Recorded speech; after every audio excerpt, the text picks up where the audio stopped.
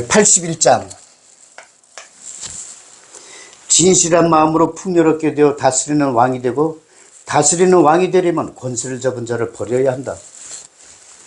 우리 이 말씀을 마찬가지예요. 3천 물리적인 세상 이야기를 본다면 성경은 전 세계에서 제일 많은 사람들이 읽고 있습니다. 그 읽고 있는 사람마다 왕이 되어야 합니다. 그게 진리입니다. 왕이 되어야 돼요. 그런데 이 세상 잣대로 보면 다 왕이 돼 말도 안 되는 얘기죠. 그러나 성경에서는 왕이 되어야 한다고 그래. 그렇게 가르치십니다. 그럼 뭐냐? 여기서 우리가 풍요롭게 되어 왕이 되려는 자. 풍요란 뭐냐? 도마복음 29장 있잖아요. 29장을 보면은 육신이 혼으로 인하여 존재하는 것이 신비롭다. 그러나 영이 육신의 도움으로 성장하는 것은 신비롭고 신비롭다. 그러나 이 가난한 마음에 터질 듯한 풍요로움이 깃든다는 것은 더욱더 신비롭다. 신비 중에 신비다 그래요. 풍요로움. 여기서 풍요로움이란 뜻의 의미는 이 말씀도 마찬가지로 모세율법 2000년 전 모세율법 유대인에게 하시는 말씀입니다. 지금의 나가 아닙니다. 우리 성경을 보는 사람들은 제3자의 입장에 서서 예수와 제자들 간의 이야기를 구경하는 겁니다. 한마디로 말해서 저 사람들 뭔 얘기하지? 이거를 이 상태로 돌아가야지 성경을 읽을 수 있습니다. 그러면 이때는 모세율법 세상이에요. 모세율법 세상. 그런데 모세율법 세상은 어떻게 돼요? 절기마다 제사를 지내다 보니 사람들 그 절기마다 제사상 갖다 바쳐야 돼요. 그 정성이면 아들, 딸 더 잘 키웠을 거예요. 하여튼 진실한 마음의 풍요롭다는 건 뭐예요? 도마복음 29장에서 설명드렸잖아요. 성령을 받아서 잠자는 내 세포를 깨워 우리가 몰랐던 세상을 알게 되고, 이때 당시도 마찬가지입니다. 이때 당시는 뭐냐? 모세율법에서 해방되는 것입니다. 성령을 받으면. 모세율법에 매어가지고 모세율법의 노예가 되는 생활을 하고 있었던 거예요. 이런 상태는 마태복음에서는 아주 절실하게 드러납니다. 아주 구구절절 드러나요. 모세율법의 노예 생활을 하고 있다는 게. 마음이 풍요로워지면 어떻게 성령을 받아서 내가 모세율법을 발로 밟고 일어서서 자유로워집니다. 자유하는 자. 모세율법에서 자유하는 자. 그럼 내 마음은 풍족하게 됩니다. 이 말씀이요. 다스리는 왕이 되려면 권세를 잡은 자를 버려야 한다. 권세 잡은 자. 이때 당시 권세 잡은 자는 누구예요? 모세율법 유대인. 즉 근본적으로는 모세율법입니다. 결국에 이 말씀의 요지는 모세율법을 버려서 모세율법을 버리고 성령을 받아 모세율법에서 자유하는 자가 되어 마음의 풍요로움을 느껴라. 그리고 성령을 받아서 잠자는 내 세포를 깨워 너희가 지금 알지 못하는 새로운 세상에 눈을 떠라. 이 말씀입니다. 81장은. 그래서 성경을 영안이 열리면 성경이 쉬워요. 재밌고. 82장.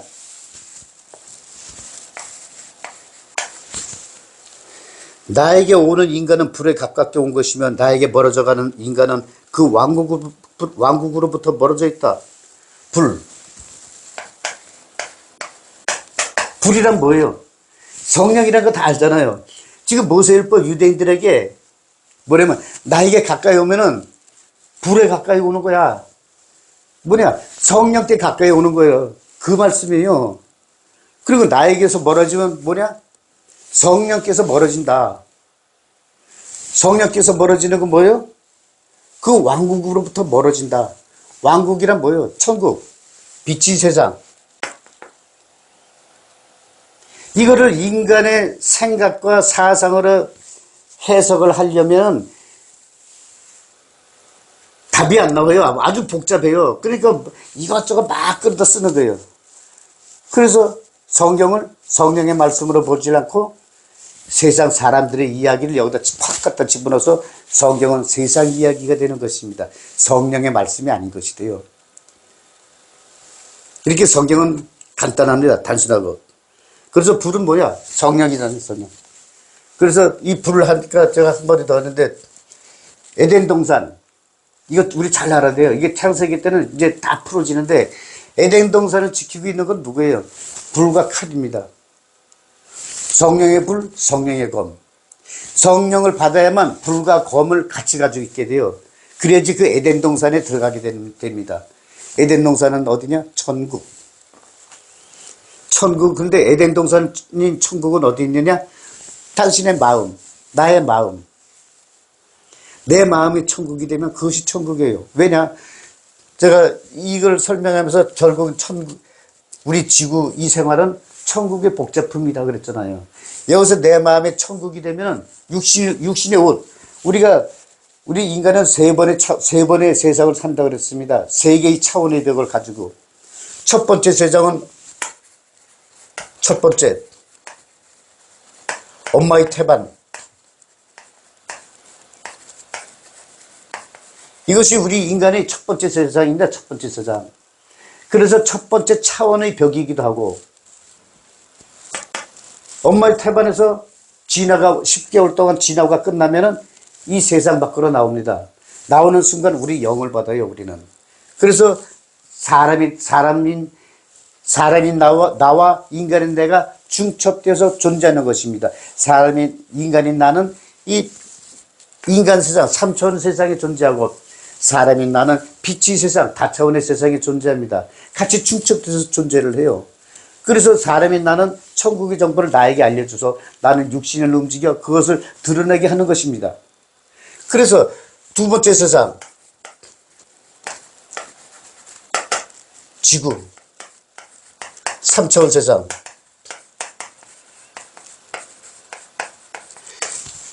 두 번째 세상이 이렇게 살아요. 그런데 두 번째 차원의 벽은 어디냐? 내 자신 육신. 내 자신 육신이 차원의 벽이 되는 것입니다. 그리고 세 번째 세상. 세 번째 세상. 그리고 육신의 옷을 벗고 그리스도의 옷을 입으라 그러잖아요. 이 천국에 가려면. 세 번째 세상은 어디예요? 천국. 세 번째 차원의 벽은 어디냐? 바로 이 궁창. 궁창. 이것이 차원의 벽이에요, 이게. 그래서 이 차원의 벽이 지구에서 보면 우리가 우주 배경색을 보는 것입니다. 그래서 과학자들은 우주 공간이 우주가 까맣게 보이는 이유 해서 올베리스의 가설과 우주 팽창론을 들고 있는데 이것은 근거가 없어요. 증명도 못해요. 그럴 것이다. 그러나 차원의 벽은 우주 공간은 진공상 대의 투명한 공간이기 때문에 우주 배경색을 보이는 것이다. 우주 배경색, 이 벽은 너무나 멀리 있어서 인간으로서 상상할 수 없을 정도로 멀리 있어서 갈 수가 없습니다. 이 빛이 도달할 수 없는 거리. 우주 공간은 우리 멀리는 안드로메다도 보고 북극성도 보고 별자리도 보고 그러잖아요. 또 천천만년 그러면 100만 광년, 500만 광년, 1000만 광년 떨어진 별을, 우주를 보고 그러는데 이 벽은 볼 수가 없어요. 너무 멀어서. 그래서 차원의 벽은 뭐냐? 이 궁창. 우리가 인간이 까만 밤에 하늘이 까맣게 보이는 것은 바로 이 궁창을 보는 것입니다. 이 궁창. 예를 들어서 그래서 제가 크게 그리고 이 우주는 신의 품 안에서 이렇게 존재하기 때문에 이 지구의 이 세상은 빛의 세상이 복제된 것입니다. 하고 얘기했던 게 뭐냐면 그게 우리 인간하고 똑같아요. 예를 들어서 엄마의 태반에 있는 아기가 눈을 뜨고 바깥 세상을 본다고 쳐요. 무엇이 보일까요? 엄마의 피부, 배, 가죽 이것이 까맣게 보입니다. 그러나 그 아기는 엄마 뱃속에 있지만 엄마 뱃속에는 태반에 가까이 갈 수가 없어요. 갈 수가 없어. 세 번째 세상은 천국이며 차원의 벽은 궁창이 되는 것입니다. 궁창. 요 궁창이 43번 방. 육신이 죽은 후 43일째 되는 날 궁창에 들어갔다가 50일째 되는 날 천국 갈 사람 천국 가고 지옥 갈 사람 지옥 가고 환상할 사람 환상하고 이게 43번 방. 요 시작이 43, 요 끝이 50. 그래서 예수는 50일째 되는 날 성령으로 우리 인간에게 재림하셨던 겁니다. 이건 예수의 죽음 일정표, 그거 제가 그려가면서 설명드렸죠. 그게 일치하는 거예요. 우리는 이런 사실을 알아야 돼요. 그래서 뭐냐면, 그래서 그러면 과학계통의 과학자들은 이 우주가 팽창한다 그래요. 그럼 우주가 팽창하는 게 아니에요. 여기서 표현을 잘하셨네. 나에게서 멀어져가는 인간은 그 왕국으로부터 멀어져 있다. 우리가 천천만원경으로 이 우주 배경속에 이 바깥을 밖으로 보려고 딱 그러고 우리가 보려고 하면은 우리가 보면 볼수록 멀어져요. 예를 들어서 그 양자 컴퓨터를 만들어서 컴퓨터 속에 있는 아바타들은 자기들이 인간하고 똑같이 생활해요. 그러나 영감은 없습니다. 인간이 그 아바타한테 영감을 줄 수 없어요. 그게 인간의 한계입니다. 그래서 영감은 신의 영역이기도 하고, 여기 있는 아바타, 양자 컴퓨터에 있는 아바타가 세상 끝에 가볼 거야 하고 쭉 와. 근데 끝에까지 올 수 있을까요? 프로그래밍이 그걸 허락을 안 해요, 프로그래머가. 오면 올수록 자꾸 멀어져. 그렇게 프로그램 돼 있어요.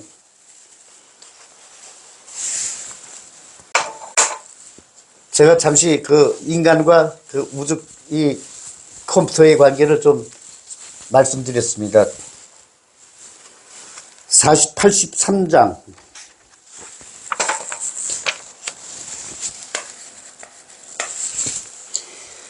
예수께서 말씀하셨다. 어떤 인간의 모습이 다른 인간의 눈에 보이는 형상은 그 인간의 모습이지만 마음에 감춰진 빛은 보이지 않으며 그 인간의 형상이 없어지면 감추어진 빛이 드러나리라. 여기서 어떤 인간이란 예수 자신을 말하고 있어요. 유대인들한테. 야, 너희가 지금 나를 보고 있어. 네가 나를 보는데 그건 인간의 모습이 나야. 사람의 모습은 안 보여. 붕괴돼서. 미립자 세상에서는 반드시 파동이 붕괴됩니다. 그게 양자의 법칙. 그것까지 또 다 설명하려면 또 몇 시간 또 가야 돼요. 그래서 그 형상은 눈에 보이는 형상은 인간이 나의 모습이야. 그런데 마음에 감추어진 빛은 보이잖아. 마음에 감추어진 빛이란 제3의 빛, 파동 형태의 제3의 빛.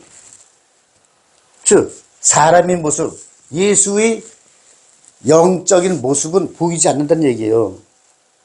그런데 이 영적인 예수의 영은 뭐냐? 육신이 죽으면 나타나. 어떻게? 성령으로. 그 말씀이에요. 그 인간의 형상이 없어지면, 그 인간인 나의 모습, 육신이 없어지면은 감추어진 빛이 드러나리라. 성령의 말씀의 빛. 그래서 제자들이 성령을 받잖아요. 50일, 예수 사후 50일 되는 날. 그 말씀 하시는 거예요. 이거를 철학적으로 이렇게 인간 세상의 이야기를 설명하려면 밑도 끝도 없이 엄청 분량이 많아져요. 알 수 없는 거를 삼천 세상으로 표현하려니까. 근데 빛이 세상 이렇게 표현하면 간단 명료해요. 단순한 것이 진리입니다. 복잡하는 순간 합리화시키기 위하여 여러 가지를 도용해요. 근데 성경은 절대 그래서는 안 돼요. 성경 안에서 찾아야 돼요. 그것이 성경의 비밀입니다. 84장. 자신이 형상을 보고 기뻐하는 너희가 생기기 전부터 죽지도 않고 드러나지도 않게 존재하는 모습을 보게 되면 너희의 기쁨은 말로 표현할 것이다. 말로 표현 못할 것이다. 이게 뭐예요? 우리가 도마복음 19장 내용 있잖아요. 너희가 너희 자신이 생기기 전에 너희가 이미 존재했다는 것을 알고 안다면 너희는 복이 또다. 천국이 너희 것이다. 그 말씀. 그거 똑같아요. 자신의 형상을 보고 기뻐하는 너희가 육신의 모습이 나를 보고 난 기뻐. 부모님께 너무 감사드려요. 나를 낳아주셔서. 어렸을 때 우리는 부모님이 이런 말씀 잘하셨어요. 너 때문에 내가 죽어야지 하는 말씀 많이 하셨어요. 요즘 세대는 그런 얘기 안 해. 엄마 아빠들이. 저희 세대 때는 집안에 형제들이 막 7, 11, 12 막 이렇게 있었어요. 그 방 안에 꽉 차면 보통 방 해봤자 방 1개, 2개. 그 되는데 온 식구 다 자. 하여튼 나의 형상을 보면서 기뻐하는 너희가 생기기 전에부터 죽지도 않고 드러나지 않게 존재하는 모습을 보면 이게 뭐예요? 영. 빛이 세상에 있는 영. 사람. 너의 기쁨은 말로 표현을 못할 것이다. 사람의 나의 모습을 보면 얼마나 기뻐. 근데 눈에 보이나요? 안 보이잖아. 본다는 건 뭐냐? 영감으로 보는 거예요. 인스피레이션.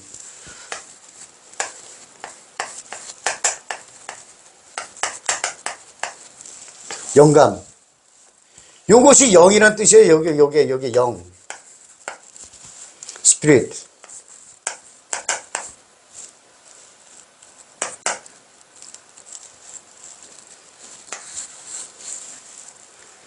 영적인 감각. 영적인 감각으로 내 영을 알아. 그러니까 성령을 받기 전에 영을 느꼈어요, 저는. 성령을 받기 전에 이상하게 그 영을 느끼더라고요. 다른 사람들이 보면 저 사람 좀 혼자 대화하네, 그러겠죠. 근데 어떨 땐, 야, 영아, 내가 좀 이거 하고 싶은데, 생각으로 대답해줘. 그거 하지 마. 예, 알았어. 그렇게 되면서 어느 날 갑자기 성령 받았다는 걸 어떻게 느꼈냐면, 내가 그냥 뛸 듯이 기쁜 거야. 막 기쁘고, 웃음이 저절로 나오고, 뭐 할렐루야 그러고, 아멘 그러고, 그냥 마냥 기뻐서 그냥 방 안으로 쌀쌀쌀 대고, 그러면서, 이것이 성령의 나의 모습이구나. 그래서 저는 그때 성령 받았을 때 첫 나의 모습을 사진을 찍어뒀어요.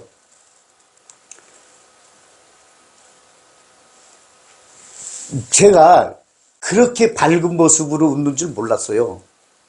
저는 제가 그때 당시에 뭐냐면 제 직업이 경비였어요, 경비 아저씨. 그런데 얼마나 기쁜지 입술이 여기 이렇게 찢어져가지고 지금도 그렇게 기뻐. 거의 성령 받을 때 그 모습과 비슷해요. 제가 성령 얘기하잖아요. 그럼 내 영도 기뻐 날뛰고 성령도 기분 좋아가지고 막 웃고 전 난리예요. 더해. 더 기뻐하고. 막 그래요. 내 마음에서 그렇게 좋아해. 그러니까 나의 보이지 않는 나의 영적인 모습을 본다면 그 기쁨 말로 표현을 못합니다, 여러분. 이 차원의 벽에 오셔서 경험해 보십시오. 여러분, 놀라운 변화가 있습니다. 어디 불편하신 분 오십시오. 제가 치유된다는 장담은 못하는데 스스로가 치유할 수 있습니다. 이 차원의 벽은 이렇게 나라 다 나았다 그런 거 안 해요. 아프면 병원 가서 병원. 저도 한 달에 한 번씩 전 개인 병원 하나 딱 정해가지고 한 달에 한 번씩 무조건 가서 진료받아요. 안 아파도 가요. 그래서 한 번은 내 영이 성령께서 어느 날 갑자기 야, 너 한 번도 검사 안 한 거 있지? 딱 너 검사해봐. 그래서 내가 뭘 검사 안 했지 했더니 딱 떠오르는 게 뇌, MRI 두 개 안 찍어본 거예요. 다른 거 다 검사인데 건강해. 그래서 시간 내가지고 딱 갔더니만 뇌혈관이 꽈리가 생기는데 이게 터지기 일보 직전. 대학병원 바로 가가지고 이제 시술을 했는데 그 검사 받는 와중에 후두암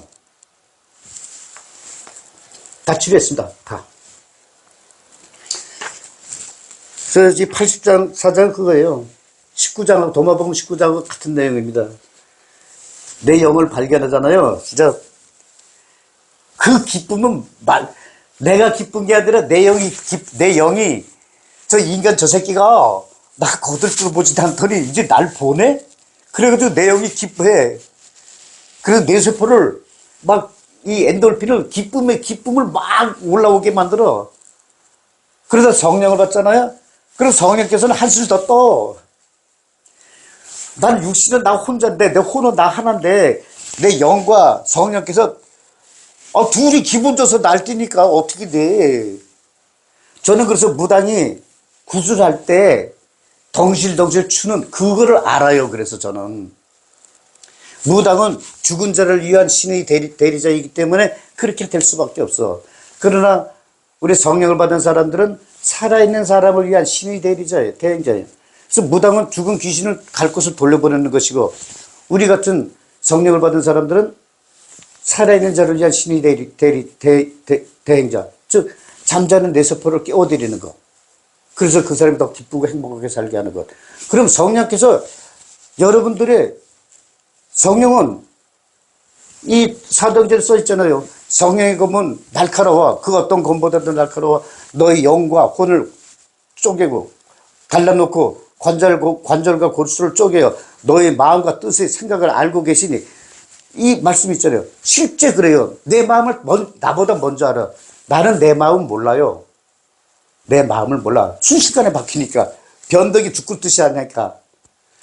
상황의 순간 따라서 다 바뀌어지니까. 근데 성령께서는 미리 알아 다. 경험해 보시기 바랍니다. 85장. 여기 이제 아담 나오네. 여자 아담은 제가 창세기에 이거 읽고 말씀드릴게요. 여자 아담은 거대한 힘과 거대한 부유함으로 나왔지만 그러나 그는 너희들과 비교하면 티끌만큼도 안 되는 존재다. 만약 여자 아담이 너희들이 가지고 있는 것을 받았더라면 여자 아담은 사망을 맛보지 않을 것이다. 저 창세기 편에 나오는 남자 아담과 근데 성경 해설자들은 그래 여자라고만 썼어요. 여자라고 썼어요. 그래서 그러니까 우리 성경을 보더라도 뭐냐면 이게 오류인지 아닌지도 분별할 줄 알아야 돼요. 근데 성령을 받으면 다 분별을 해요. 성령을 받으면 내가 쓰는 건 이게 안 돼. 얘들은 이렇게 썼네 하고 다 분별을 합니다. 여자라고 썼는데 여자 아담입니다. 여자 아담. 남자 아담이 아니라 여자 아담. 근데 아담을 뺐죠. 아담이라는 뜻은 성령을 받은 사람, 성령이라는 뜻입니다. 그래서 남자 아담은 성령, 여자 아담은 모세. 그래서 둘이 같이 있다가 그러니까 여자 아담이 성령을 받았어요. 이게 여자 아담이 성령을 받고 하는 이야기가 창세기에 글이 써져 있는 겁니다. 비유로. 여자 아담이 하나님께서 신께서 에덴 동산에 있는 에덴 정원에 있는 나무에 열매가 열리는데 그것이 선악과 생명과다. 이 선악과 생명과가 있는데 이것을 선악으로 먹지 말라.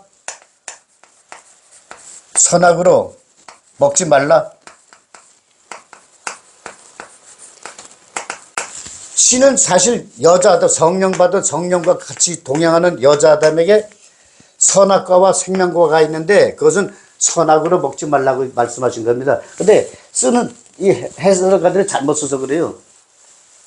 그래서 이 뱀이, 여기서 뱀은, 그 창세기에 나오는 뱀은 스네이크입니다. 스네이크. 즉, 독 없는 뱀. 즉, 성령이 여자 아담한테 묻습니다. 야, 신이, 정말, 선악으로 뭐 먹지 말라 그랬냐? 그랬더니, 예. 저기 있는 것은 이물에 우리가 뭐 어쩌고 여러 가지 쫙 얘기하면서, 그런데 선악으로 먹지 말라 그랬어. 그렇게 딱 여자 아담이 모세가 그렇게 얘기를 하는 거예요. 그랬더니 모세가 가만히 보니까 선악과, 모세가 보니까 선악과는 보암직하고 먹음직스럽게 보여.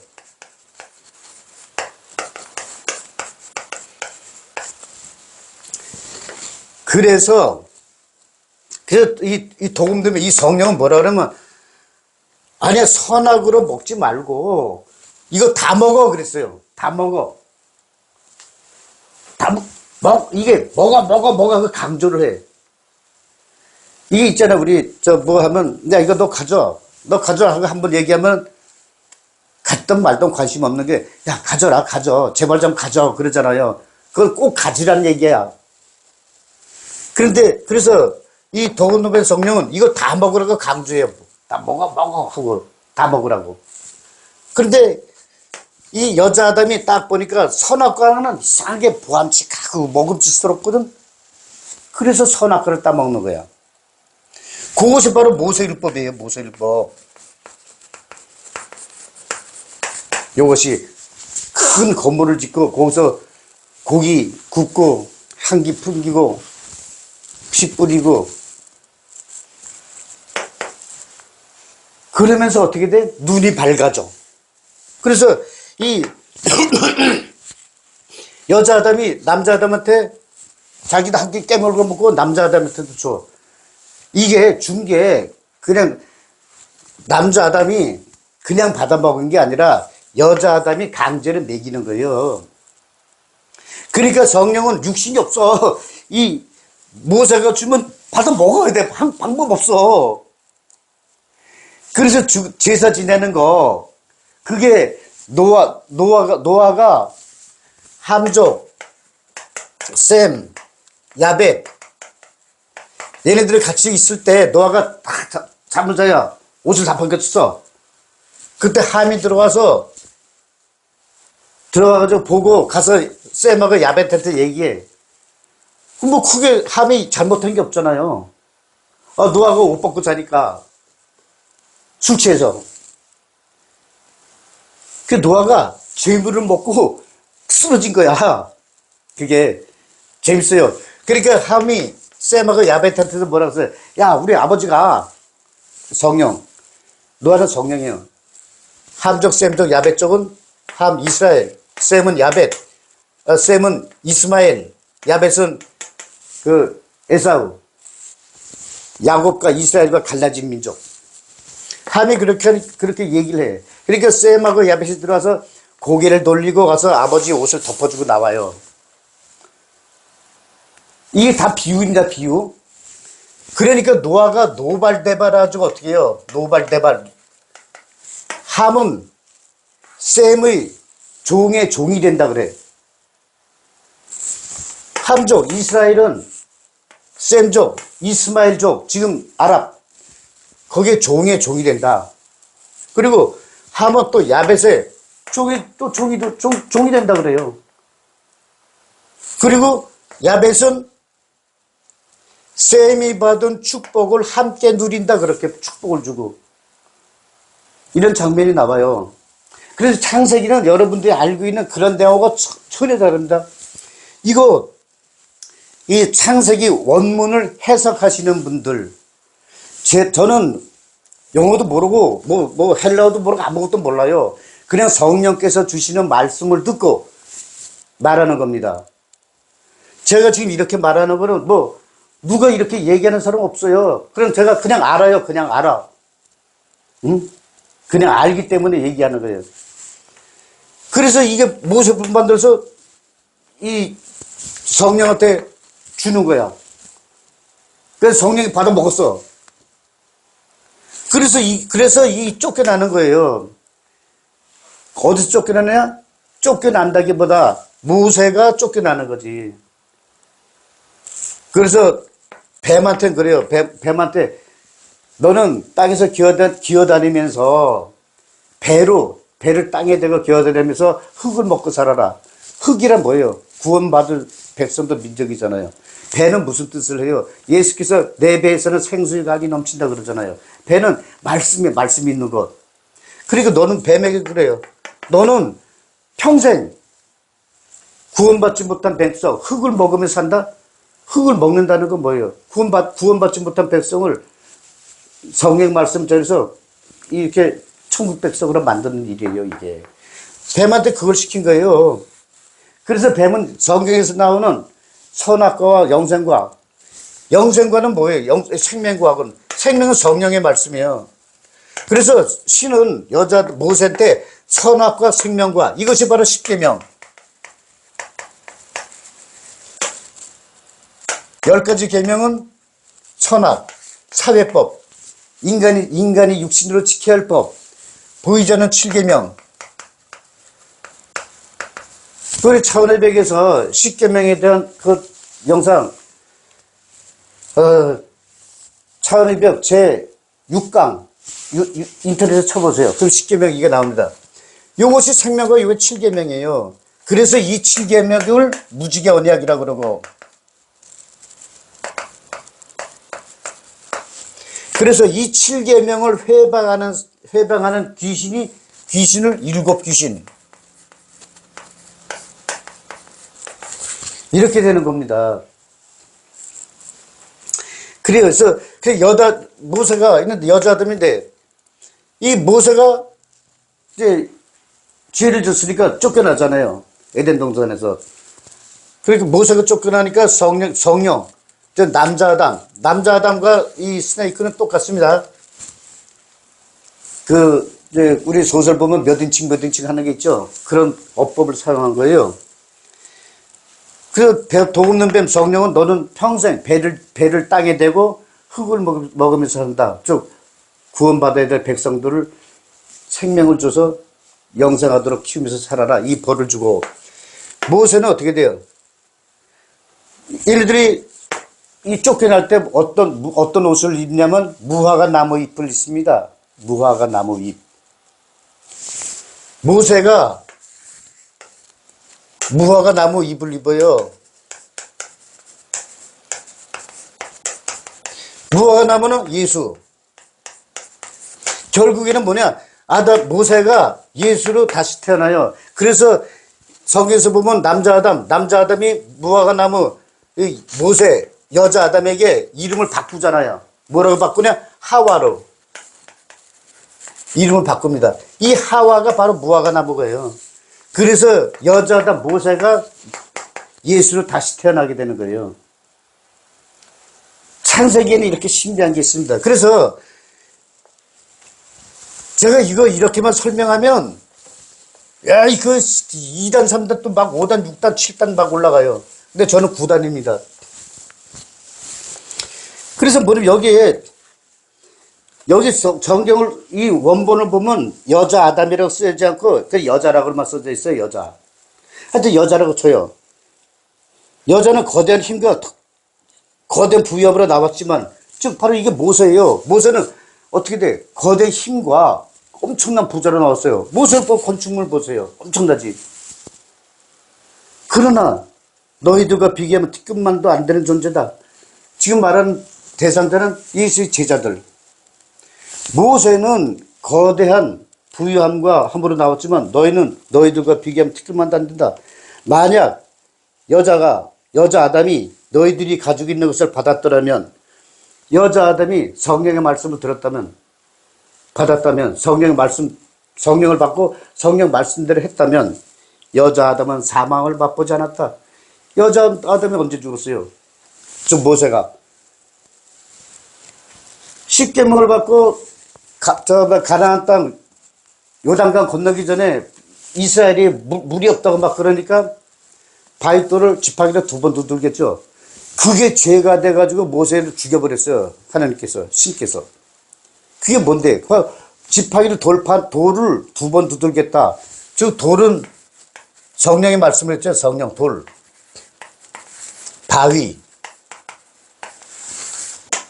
이걸 지팡이를 1번 두들기고 생명수가 나와야 돼. 물이 1번 두들겼다. 1번. 신은 1번 두드리라 했어요. 왜냐하면 이것이 십계명이니까. 근데 모세는 1번 더 두들겼어요. 이 1번은 뭐냐? 모세율법. 모세는, 그러니까 모세가 2번 두들긴 거예요. 뭐냐면 십계명으로 1번, 모세율법으로 1번. 그래서 생수가 하나만 나와. 이건 뭐냐? 십계명과 모세가 만든 율법, 사람이 만든 율법이 동등하다고 선포한 거예요, 이게. 그래서 이게 죄가 돼가지고 모세는 요단강 건너지 못하고 죽었습니다. 그래서 예수가 십자가에 못 박혀 죽어서 40일 동안 이것도 원상 회복하냐고 지옥까지 가고 그래요. 근데 이것이 85장의 주요 내용이에요. 그래서 여자 아담이, 즉 모세가 성령을 받았으면 모세는 죽음을 맛보지 않고 요단강을 건너서 가나안 땅에 합류했을 것이다. 그래서 요단강을 건너서 가나안 땅에 들어갔다라는 말은 천국으로 가는 길로 갔다는 이 얘기예요. 그런데 이스라엘이 요단강 건너서 가나안 정복 후 제대로 신을 모셨나요? 배반했죠, 배반. 그 여호수아가 죽고 나서 이제 1차 사사기 때까지는 신과 여호수아를 알았지만 2차 사사기 진행되면서 뭐냐, 여호수아도 모르고 이집트 땅에서 구해내는 신도 모르고 여호수아도 모르고 그냥 자기들끼리 이방 신을 섬기면서 살았어요, 이스라엘이. 그래서 그거를 없애려고 노아 홍수 거기 보면 신께서 까마귀를 내보내요. 까마귀를 내보니까 물이 다 없어져. 즉 물이란 신의 백성이에요. 왜냐면 2차 사사기 때 1차 사사기 때 신을 알던 사람, 하도 배신을 말하니까 신을 알던 사람들을 기억을 몽땅 다 없애버리는 거야. 그게 1차 사사기야. 그때 까마귀가 날아들어. 그래서 신이 다 없어지고 나서 까마귀가 돌아와요. 그래서 까마귀는 소멸시켜주는 신의 대행자, 천사, 그런 의미가 있습니다. 이 창세기를요, 성령의 눈으로 보면요, 이거 대단해요. 살벌합니다, 살벌해. 마태복음은 더 살벌해요. 마태복음은. 여러분, 마태복음 읽으면서 이거 한번 생각해 보셨어요? 오병이어라 그러죠, 오병이어. 물고기 5마리, 빵 5개하고 물고기 2마리로 5,000명 먹인 거. 빵 5개가 하여튼 물고기 2마리. 그런데 이 제자들이 불과 다음 장에서 또 빵 2마리하고 저에서 물고기에서 또 몇천 명 또 먹여. 그런데 이게 아무리 멍청해도 그 몇 개월 사이에 빵 5개하고 저 물고기 2마리 가지고 5,000명 먹였는데 요번에 한 2달 사이에 쟤네들이 먹을 게 없으니까 너네가 빵 가져와라 그랬더니 제자들이 그걸 또 까먹어. 아무도 몰라. 왜냐면 빵 2개, 웬만하면 빵 2개, 물고기 5마리 있으니까 이걸로 굶은 사람도 몇천 명 먹여주십시오 하고 가져왔을 거야. 아는 사람이 하나도 없어. 그거는 무슨 뜻이냐? 실제 일어났던 일이 아니라 그 속에는 엄청난 비밀이 숨겨져 있다는 거. 그 성경을요, 문자들을 읽으면은 기적 엄청나게 일어나. 근데 그게 사실은 그 기적 속에 기적이 그렇게 일어난 것이 아니라 기적이라는 미명하에 유대인들이 모르게 비밀을 숨겨놓은 거예요. 그걸 유대인들이 알고 그 유대인들이 다 죽었어도 그런 신비한 내용을 그 유대인들이 다 죽고 예수의 제자들이 다 죽고 나서 그 신비한 내용이 밝혀지면은 지금의 이 그리스도는 알 길이 없습니다. 누군가가 싹 삭제해버려가지고 다 찢어버려요. 근데 막 사람들이 봤을 때는 말도 안 되는 이야기가 막 써져 있어. 되지도 않는 이야기. 그래서 성경이 지금까지 보존된 것입니다. 이게 성경의 신비예요. 지금 내가 남자담 여자담 하면서 여러분 충격받으신 분들 있을 겁니다. 그 노아가 옷 벗고 잠자는데 셈, 함, 야벳 들어와서 이렇게 얘기한 대화한 내용. 이거 제가 창세기 때는 더 처절해요. 자세하게 제가 말씀드립니다. 86장. 여우들도 자기 굴이 있고 새들도 자기 둥지가 있는데 인간의 아들은 머리를 눕혀 쉴 것이 없구나. 여우나 또 동물들이고 새도 누구든지 살아있는 생명들은 다 누워서 편히 쉴 것이 있어요. 그런데 예수는 쉴 것이 없습니다. 근데 뭐냐면 예수는 항상 인간의 아들, 인자라고 이야기합니다. 인자.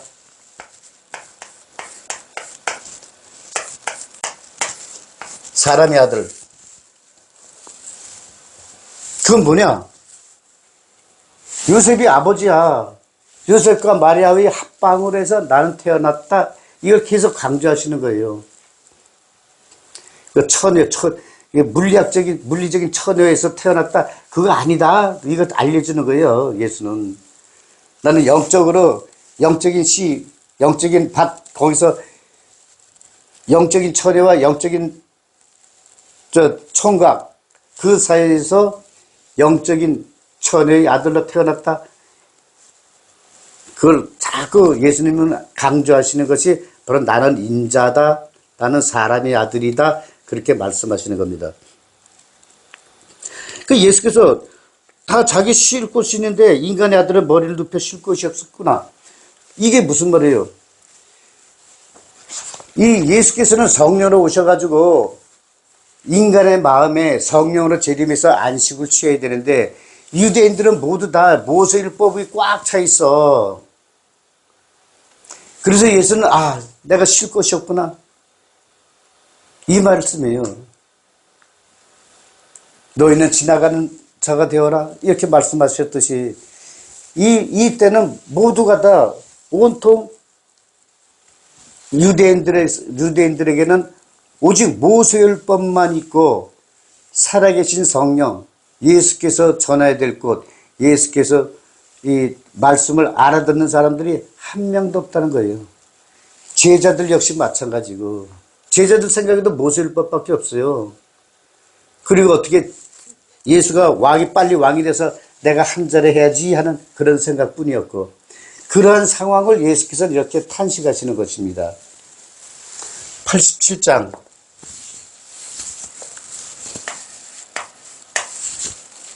예수께서 말씀하셨다.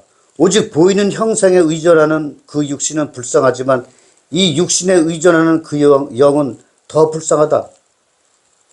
이번에는 보이는 형상에 의존하는 그 육신은 불쌍하지만 이 육신에 의존하는 그 영은 더 불쌍하다. 이렇게 말씀하세요. 29장에서는 영이 육신에 의존하여 성장하면서 기쁘다, 그렇게 신비롭다 이렇게 말씀하셨는데 여기서는 보이는 형상에 의존하는 육신이 불쌍하다 이래요. 보이는 형상이란 뭐야? 모세율법. 모세율법은 모세 건축물 해놓고 거기 알록달록 그 화려한 옷을 입는 제사장들이 죽은 짐승을 때려잡고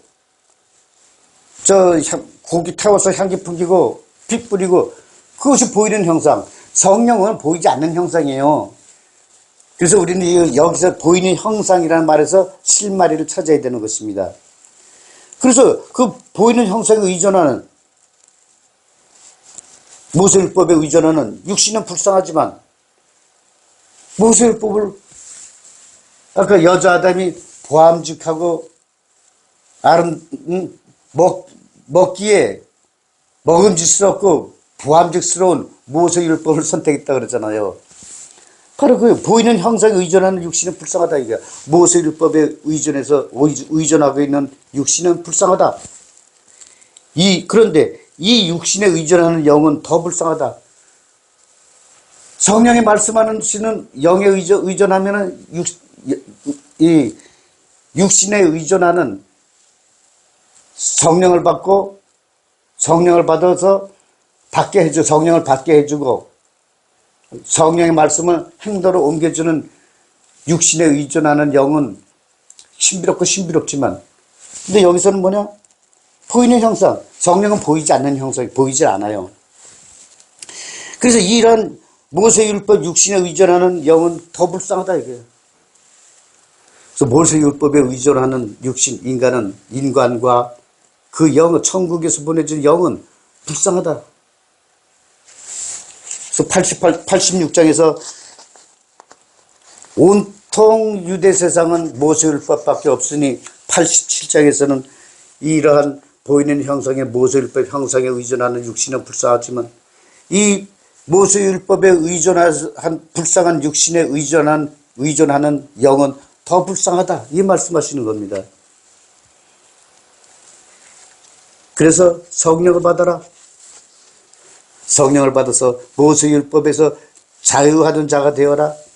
자유하는 자는 성령의 말씀이나 신의 말씀 속에서 내 자유함을 찾는 것이 아니고 모세율법에서 자유함을 찾는 것이다. 모세율법을 버리고 성령을 받는 것이 바로 자유함이다. 이 말씀인 것입니다. 88장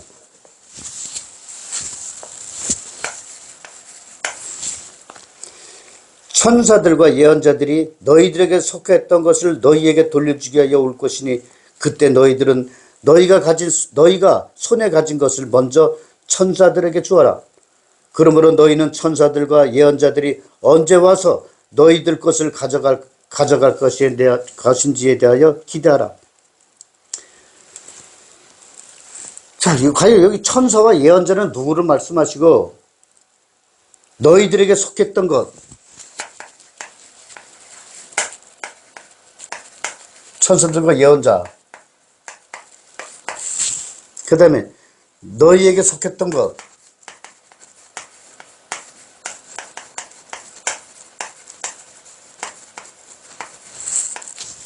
이것을 속했던 것을 돌려주기 위하여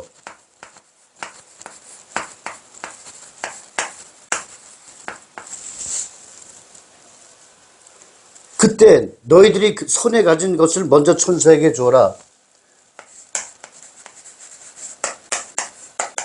너희 손에 가진 것 먼저 천사에게 주어라.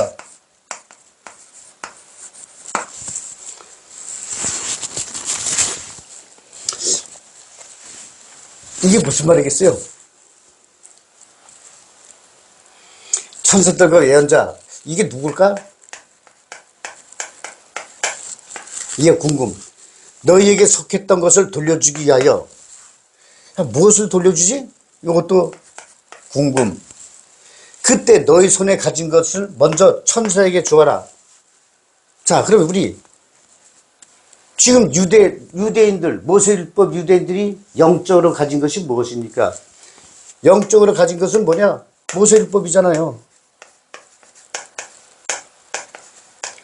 소, 말, 양, 개, 돼지 뭐 이런 거 말고 지금 영적인 성경은 철저하게 어떤 영이 성령을 받고 천국에 가는 방법을 알려주는 내용을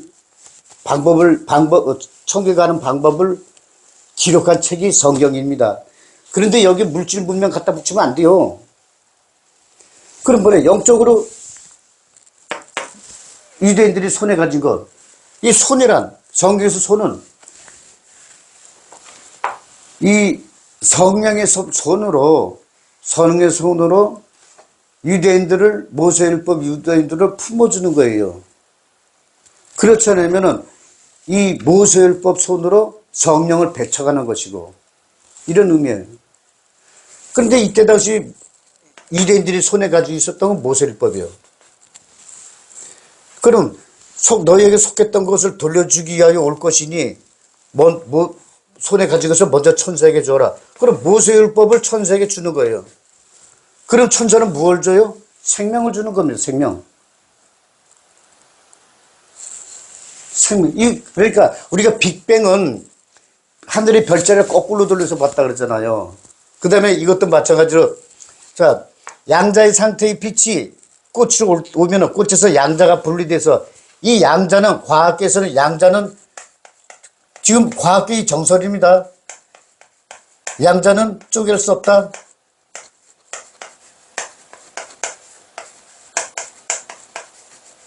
근데 우리 차원의 벽은 양자는 쪼개지는 현상, 양자가 쪼개지는 상태에서 우리는 살고 있다. 이렇게 주장하는 겁니다. 왜냐면 이런 근거를 대고. 그런데 현대 물리학은 양자는 쪼갤 수 없다고 지금도 굳세게 버티고 있어요. 그러나 차원의 벽은 굳세게 주장하죠. 왜? 양자 상태의 빛이 꽃에 도착하면 양자가 분리돼서 파동 상태의 빛을 봅니다. 이거를 우리가 거꾸로 보면은, 여기 빅뱅이 이걸 거꾸로 돌리면은 빅뱅을 발견했듯이 이 컴퓨터의 시스템에서 거꾸로 돌려서 빅뱅을 발견한 거예요. 그리고 우리는 드러난 현상과 상태를 거꾸로 돌려보는 거예요. 우리가 눈에서 요 칼라, 이걸 딱 꽃에다 쏴요. 이거는 파동 상태이지만 보이지도 않아. 나타나지도 않고. 팍 쏘면은 여기서 어떻게 돼? 이게 꽃이 폭발해서 양자한 상태의 빛으로 나가는 거예요. 이렇듯이 우리에게 원래 속했던 것을 돌려준대. 돌려주기 위하여 천사들이 오는 거예요. 그럼 그때 유대인들이 모세율법을 천사들에게 주면은 천사들은 뭘 줘요? 예수가 온 목적.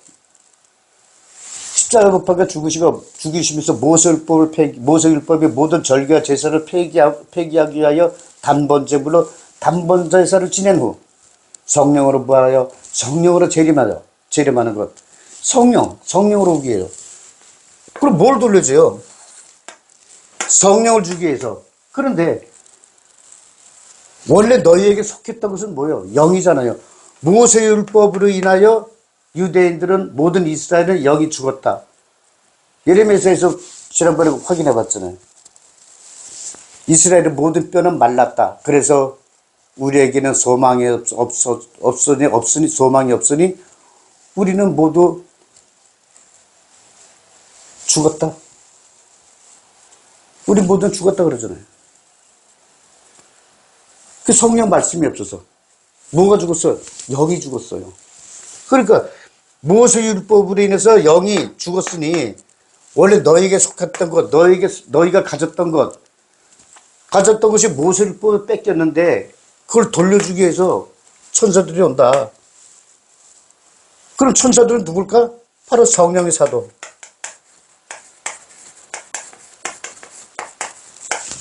그러니까 그러므로 너희는 천사들과 예언자들이 언제 와서 너희에게 그것을 가져갈 것인지 되어 기대하라. 성령의 사도들이 모세율법을 언제 가져갈 것인지 되어 기대하라. 그래서 이게 성경은 인간 세상 이 형태로는 도저히 해석이 불가능한 거예요. 89장. 예수께서 말씀하셨다. 너희들은 무엇 때문에 잔의 바깥쪽만 닦는가? 너희들은 안쪽을 만든 분이 또한 바깥쪽도 만들었다는 것을 알지 못하는가? 안쪽과 바깥쪽.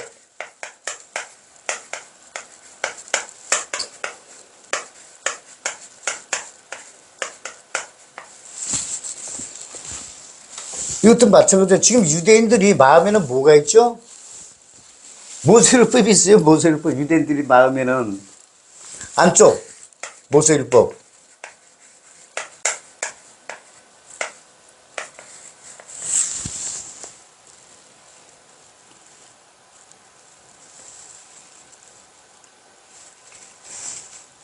너희들이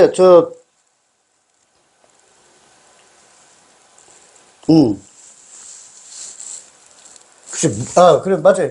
안쪽은 모세율법, 바깥쪽은 뭐냐? 몰라. 근데 유대인들의 마음은 지금 마음은 안쪽에 있어요. 안에 있어. 마음은 안에 있어. 근데 실상 그 안에는 누가 있어야 될 것이요? 안에 마음에 있어야 될 분. 성령이잖아요. 성령이 있어요. 그런데 이 유대인들은 뭐냐면 내 안에 내가 모시는 마음에 모시는 모세율법만 알지 성령을 모르고 있어요. 그러니까 모세율법 뭐예요? 이 자기들이 모시는 마음 그걸 모르고 이제는 왜냐면 모세율법은 마음을 정결하게 하고 그런 게 아니에요. 겉에만 번지르르 하면 돼. 겉에만. 그래서 제사장들 이런 사람 보면 옷이 이거 왈록달록 그러잖아요. 우리 무당하고 똑같아요. 제사장. 무당들도 옷 입으면 색동저고리 입잖아요. 지금의 모세율법 그 제사장들 보면은 우리나라 그 만식 무당을 보면 돼요. 그러니까 너희들은 무엇 때문에 자네 바깥쪽만 닦냐? 이 바깥쪽 인간이 이렇게 있으면은 이 바깥쪽 여기만 거칠하게 해서 옷을 다 화려하게 입는 거예요. 안쪽에 모세율법 안에는 마음에는 모세율법을 가득 채우고 바깥쪽만 닦는 거예요. 그런데 너희들은 안쪽을 만든 분이 바깥쪽도 만들었다는 것을 알지 못하냐? 너희 마음은 성령이 쉴 곳이야. 이 마음은 안쪽은. 근데 너희 안쪽은 모세율법이 있어. 온통 안과 바깥이 다 모세율법으로 차 있어요. 가득 차 있어요. 그래서 예수께서는 뭐냐? 안쪽을 만드신 분, 신께서 영을 보내주셨잖아요. 영이 안에 있잖아요. 내 영이. 그래서 내 안에 있는 영이 성령을 받아야 되고. 그래서 너희 안쪽을 만드신 분이 결국에는 바깥쪽도 만들었다는 것을 왜 알지 못하냐? 바깥쪽이란 뭐냐? 모세율법은 이렇게 치장을 하지만 성령은 입 바깥으로 나오는 말씀. 이 말씀 하시는 거예요. 그래서 예수께서는 뭐냐? 너희가 입으로 들어가는 것은 몸에 유익하고 뒤로 배설되지만 너희 입 바깥으로 나오는 것은 너희를 망가뜨린다고. 그래서 이 89장 그 얘기요. 한쪽은 내 마음에 있는 영 성령께서 안식하는 내 마음의 성전인데 마음까지 모세율법으로 꽉 찼고 그리고 바깥쪽은 거치자로 다 아름답게 치장하고 꾸미고 그러나 마음에 있는 성령이 계신 곳에서 입으로 성령의 말씀이 나오게 하는 것 그것을 왜 모르니? 성령을 받아라 그 말씀하시는 겁니다. 90장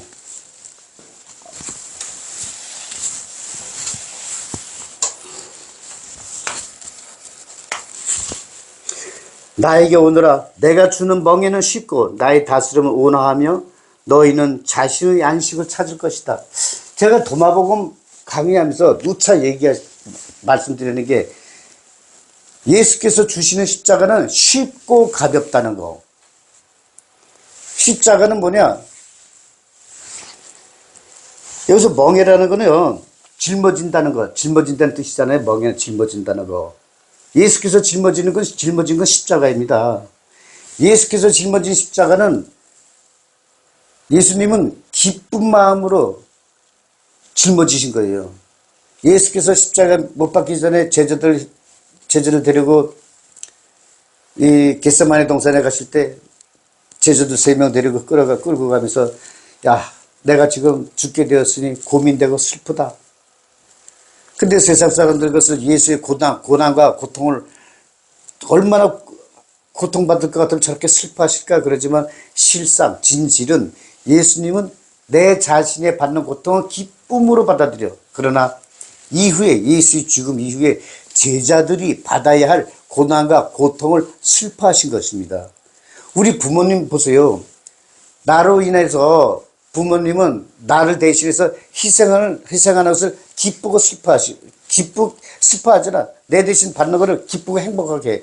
그런데 내 애기가 막 아프고 그러면 부모님 가슴은 못이 박혀요, 못이 박혀. 예수님은 그 말씀을 하시는 거예요. 내가 짊어지는 십자가는 아무것도 아니야.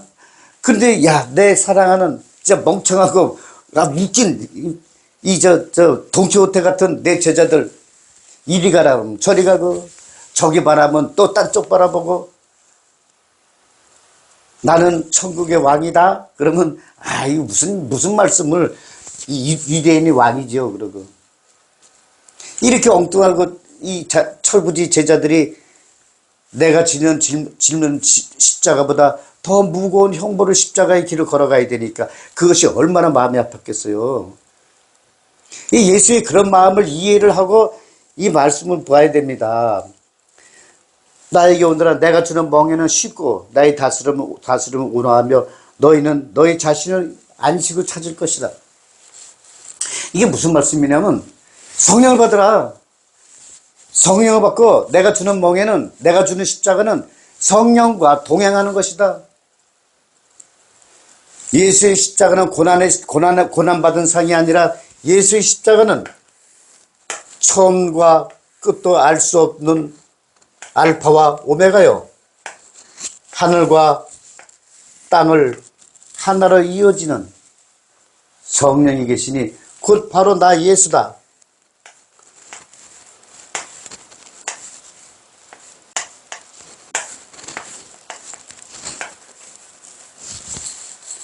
이것이 바로 우주 만물이고 우주고 이 우주 중심에 십자가를 세워놓고 내가 있으니 바로 이 우주의 중심에 성령이 있는 것이다.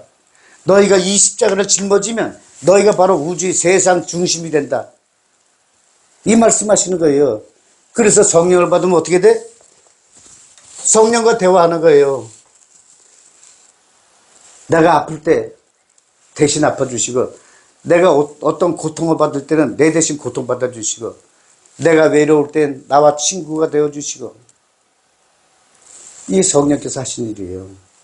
내가 모르고 있으면 잠깐 깨달음을 주시고 그래서 모세율법은 무겁고 지키기 온갖 절기 제사 지내다 보면 진짜 이거 정신 못 차려요.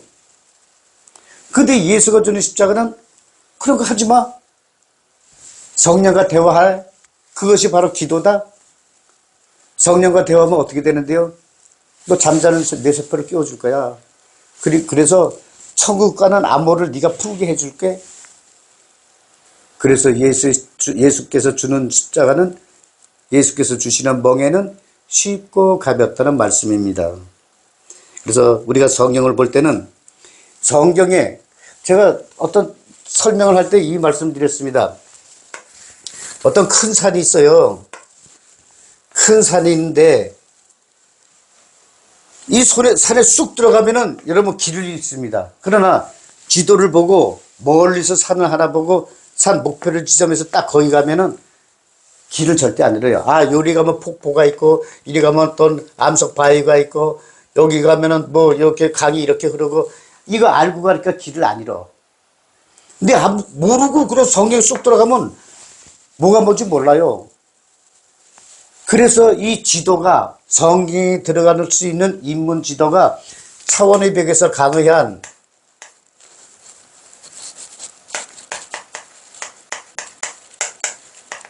차원의 벽 제1강, 제2강 이렇게 쭉 해서 제7강 유튜브에 이렇게 치면 이게 나와요. 그렇지 않으면 제가 이 강의 올린 내용 댓글란에 저 카페 주소가 있고 제 휴대폰 수신 전용 휴대폰 번호가 있습니다. 그리 문의하시면은 자세히 안내 드립니다. 이것이 최소한 이것을 알아야만 성경에 들어가서 길을 잃지 않습니다.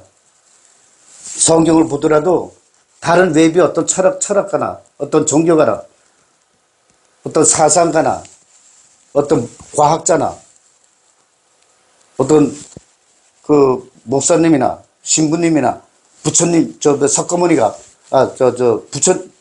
스님이 얘기하더라도 여러분 구분할 줄 아는 능력이 생깁니다. 그것이 분별의 능력. 신앙생활의 첫 번째 걸음이 분별의 능력입니다. 저는 그것을 체험했기 때문에 이 신앙생활의 첫 걸음은 분별의 능력이라는 걸 감히 말씀드릴 수가 있습니다. 오늘도 이 강의가 도움이 되셨다면 구독, 좋아요